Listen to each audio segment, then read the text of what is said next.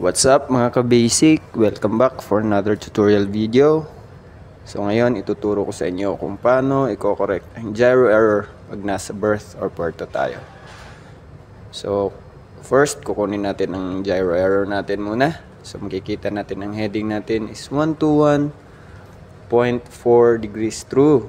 So para makuha yung error is first, dapat siguraduhin muna natin na nakadikit yung barko natin sa berth all lines tight. And then, using the EBL, kukunin natin yung bearing ng berth natin. So, as you can see, ang bearing ng berth natin is nasa 121.6. So, yan, makikita nyo. Or, ayusin muna natin. Diyan mo yan makikita. Yan. So, ayusin natin. 121.5. So, meron lang tayong 0.1 na error which is negligible lang siya. 0.1 is okay.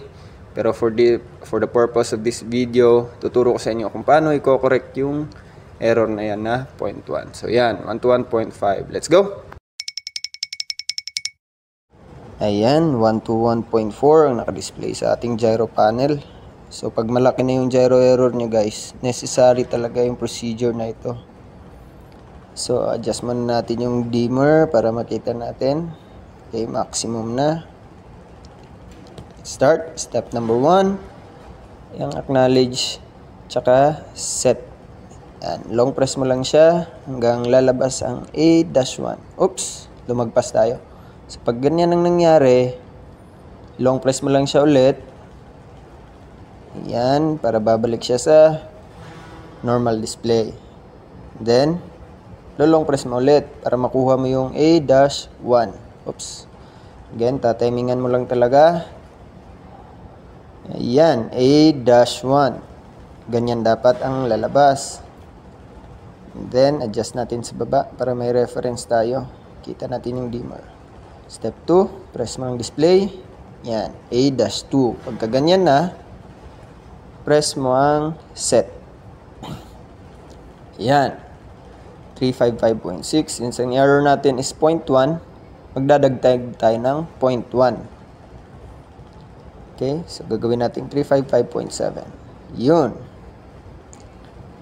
Pagka 355.7, pag ganyan na, press mo lang ang enter.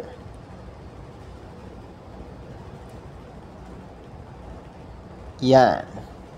Kita nyo? Enter lang ang pinindot ko yun guys. Just press enter.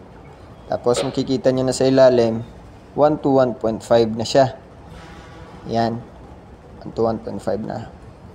So kung halimbawa, babalik mo sa 355.6, tas enter, yun. Diba? 121.4, yan yun kanina.